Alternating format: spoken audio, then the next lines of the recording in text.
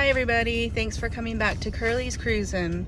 We are in Tucson this weekend. I am going to be attending an event at the University of Arizona. It is a cooking demonstration and book signing for a cookbook called The Modern Navajo Kitchen. I have been following the Fancy Navajo on Instagram for a while now.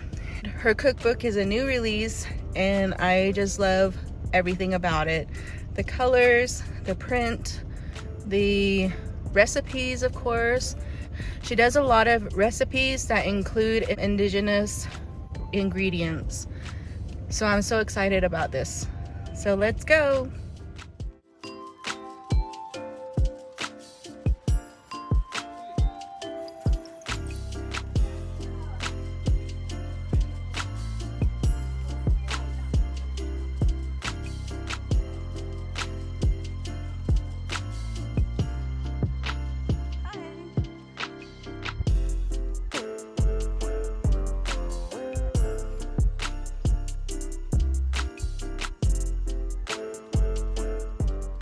I'm very honored to be spending this time with you, especially the Saturday before a holiday. So thank you for taking the time to do that, and thank you, University of Arizona, for having me. I'm really excited to share this cooking demo with you. She'elana Yazi Yanishia. Tutsoni Nishlin, Tatnasani Bashti, Tabaha Dashiche, Kiani Dashinale. Hello everyone, my name is Alana Yazi. I am Diné Navajo. I am born for the Big Water and Tangled clans. So I am originally from northern New Mexico. I grew up in a small town called Fruitland, and I lived there my whole life, and then I went off to college at Marquette University, which is in Milwaukee, Wisconsin. And it's something that I'm very proud, I'm very honored that I had the opportunity to write my own cookbook. Because as many of you know, a lot of indigenous peoples, we haven't had the opportunity to write our own stories. So I'm very honored that I had this opportunity to share my perspective of Navajo cuisine, specifically highlighting it in a modern perspective. Because a lot of times we spend a lot of time thinking about traditional recipes and how we're going to go back to it, but it's also important to think about those modern recipes. How are we going to carry on those ingredients into the future, and also how are we going to relearn some of those traditions that have been lost? And so I had the great opportunity to write 60 home-style recipes that celebrate the flavors and the traditions of the Diné people. And it's a very lovely book that is meant to be very approachable. So I am not a trained chef in any way. I'm just someone who loves to cook in the kitchen. So these recipes are super simple, very approachable. They don't require a lot of ingredients. And I really set you up with the tools to make sure that you can make these ingredients. So just some highlights of the book is that there's a Navajo food pantry, which explains, different types of Navajo foods that you'll use regularly through the cookbook, as well as tools, how to roast blue cornmeal, how to roast green chilies. And then at the very end of the book, I offer a resource to source a lot of these ingredients because, when you think about indigenous cooking, it's like, yeah, I really want to make it, but I don't know where to get all those ingredients. And with the advent of internet and social media, a lot of these indigenous producers are able to sell their own goods online, which I think is so awesome. Because, years back, I remember having to go home to stock up on a lot of these ingredients, but now you can buy it online and it'll be at your doorstep a few days later. So traditionally, the Navajo people, we ate blue corn patties, which looks like this. If I had a little bit more time, I would have brought some with me, but they take a little bit of time. But basically, it is a bread made with very simple ingredients. The highlight of this is blue cornmeal, which is right here. It's juniper ash, it's salt, and you cook the corn in like a paste, you form it in a patty, and then you kind of fry it on a pan. Traditionally, they used to do this over hot coals or embers, and it was kind of like a natural oven or stove for them to make. And you know, those ashes provided extra flavor and nutrients, and it's just something that's packed with a lot of nutrition. So we steam the corn in underground pits and have it that way. We then take that corn sometimes and we dry it out and we make something that's called nishiji, or steamed corn. We also take this corn, we roast it, we dry it, and we make it into a cornmeal. And we have it to use all year round. And I just think that's so awesome that, you know, our ancestors really became experts in using this ingredient. And so I'm always honored to use it in my cooking. And it's just pretty. I like cooking with the blue corn, which is why I'm sharing the recipe today, because it's just a pretty color and it just makes me happy when I eat. So how are we gonna do this? I'm gonna go ahead and add my milk. I'm going to go ahead and add our sugar. I'm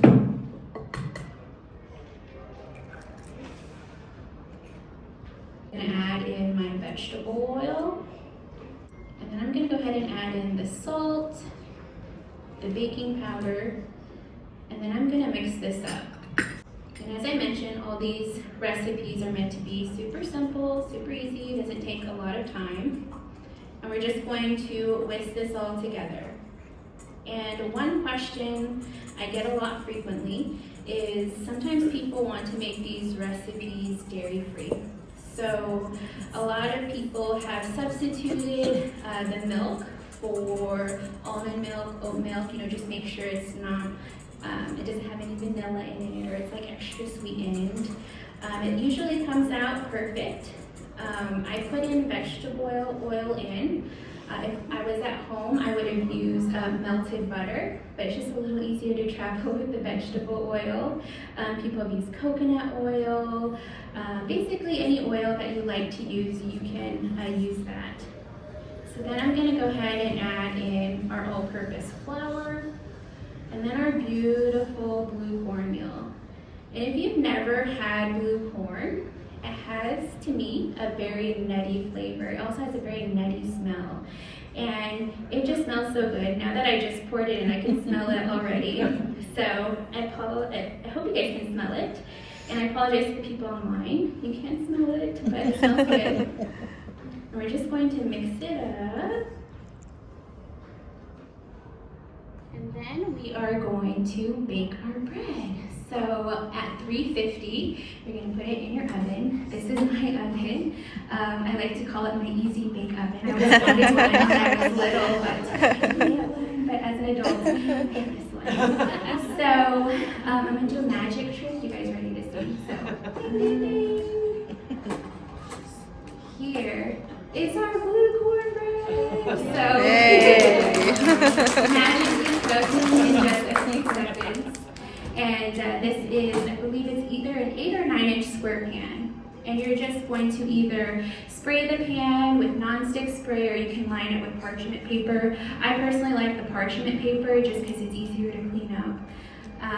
And you just spread it evenly. You bake it for 20 to 22 minutes. You kind of like with the cake, you check the center with a toothpick just to make sure that it's fully cooked in the middle. And you can eat it on its own. You can pair it with your favorite stew. So in the cookbook, I share recipes for Three Sisters stew or chili beans. It's just one of those nice, comforting meals that you can have at home. So you're just gonna take it out, and you're gonna wanna let it cool. So it'll probably take like at least 10 or 15 minutes for it to cool. And then we're just going to cut it into about 1 inch squares. We're just going to cut it into little squares. So something about this size. You can cut it a little bit smaller if you like, just up to your preference. And then we're going to put that on our baking sheet. So I'm going to put it on your baking sheet, and I just line mine with parchment paper. then I am going to take some olive oil. You can use any olive oil. I don't have any with me right now, but if you've ever heard of the brand Sika Hills, they're an indigenous owned olive oil company. So they sell olive oil out of California. So if you wanted to support a native business, that's something you could check out. I'm going to sprinkle on some pepper. And then we're just going to toss that all together. You can use your hands. You know, your hands are your best tools whenever you're working. Growing up, that's how my mom cooked. She used her hands whenever she was measuring things, and it was always a mystery as to recreating her recipes because nothing was ever measured. But so we're just gonna lightly coat that with some olive oil.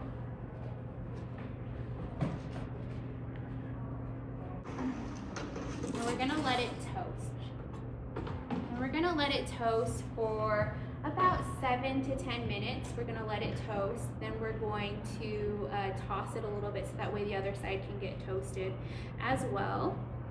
Classic stuffing ingredients. So I just chopped up some onion, as well as some carrots, as well as some celery. So let's see. Okay, it's heating up. So to this, I'm gonna add my olive oil.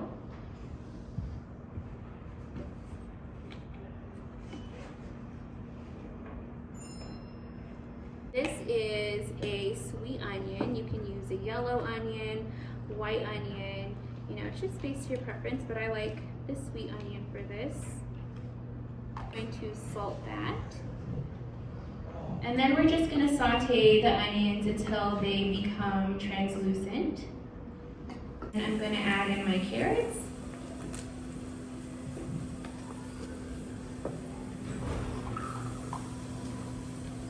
And then I have my celery, again, a similar size.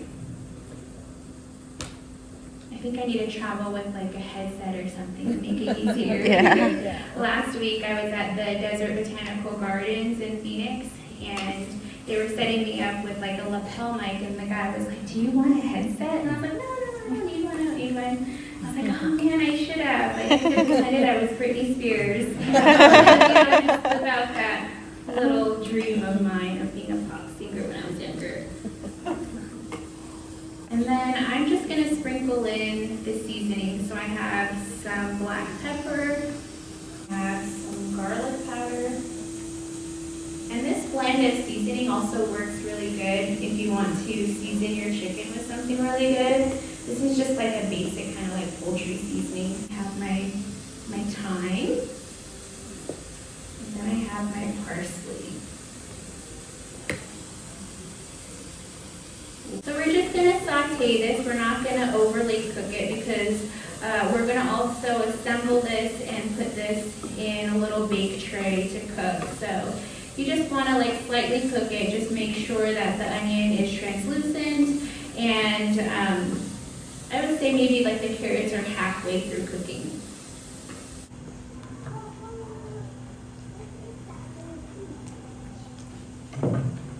And it smells so good, reminds me of home. Put in my sage. Our blue cornbread stuffing.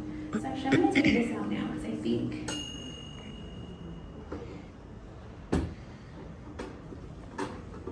it's pretty toasty. It actually toasted faster in my little oven here than my oven back at home. So I'll put that there. And I just have my little baking dish. If you were to make this with a regular recipe, it fills one of these like 9 by 13 casserole dishes. So it definitely feeds a lot of people. Okay, so to this, I'm going to add in our toasted blue cornbread. I'm going to go ahead and add in our roasted vegetables. All of my recipes, I like to just say that It's a guide, so if you, per se, don't like celery or carrots, feel free to add in whatever vegetables that you really enjoy. I know one addition that I've been wanting to try is adding green chili to this, so I'm gonna have to experiment with that maybe this coming holiday season. So I went ahead and just added that to the top, and then I'm gonna add some vegetable broth. You can use chicken broth as well if you want to add a little bit more flavor. Basically, you just want to add that in to soften the bread a little bit. And this doesn't make it like overly soggy as well, like you still have the toastiness of the lukewarm bread. And then you just want to gently mix it together. And then we're gonna go ahead and put it back in the oven. So we're gonna cook it for about 20 to 25 minutes. Which is, maple syrup is an indigenous ingredient. I was gifted this one just recently. It's from the Spirit Lake Native Farms. And so this is very popular at like the northern tribes. And so I wanted a fun way to honor other traditions in my cooking as well.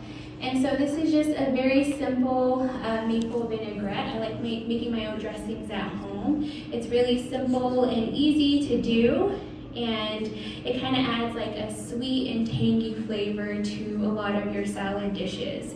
And so since I'm just showing you how to make it, I'm not going to share specific measurements. The specific measurements are here if you want to make it. But it makes about half this amount, so you have quite a bit to use in your salad.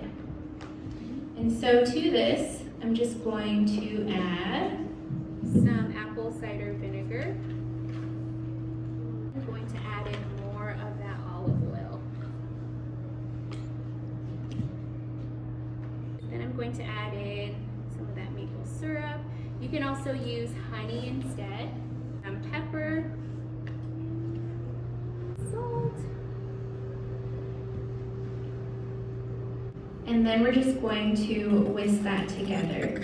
And you want it to be completely combined. The word is called emulsify. You want the oil to become emulsified with the vinegar and oil. And that'll happen whenever it kind of turns into like this cloudy color. Navajo people were nomadic people, so we foraged a lot of our foods, and so whenever I use spinach, I kind of think of that. I'm kind of reminded of that, of those foraging days, and I just really like spinach. It's really good for you.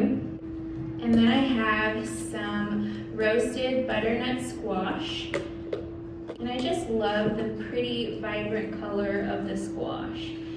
Kind of mushed together just a little bit, but still really good. And I just sauteed it in some olive oil with some salt and pepper. Nothing too fancy with that one. I'm going to add in some pecans, which are also an indigenous food as well. We have our little croutons here. And again, they just look like this. They're very crunchy, they smell good. And you can just toss that into your salad.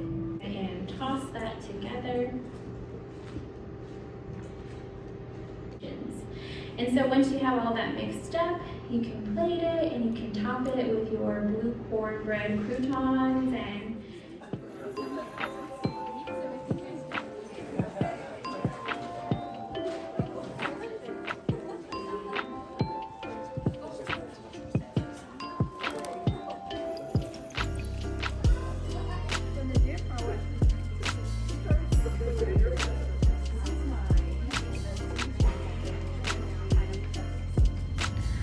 Okay guys, we're back in the car.